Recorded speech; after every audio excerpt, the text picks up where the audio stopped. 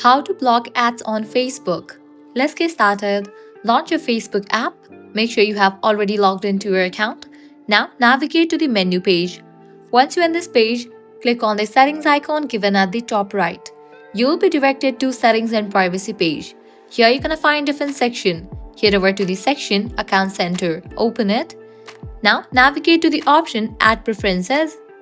Now head over to the section Manage Info. Now click on the option Categories used to reach you. Now click on each of the option Employer job title and any other information. Set it to No. Do the same for all the options available. Then navigate to the option View and Manage.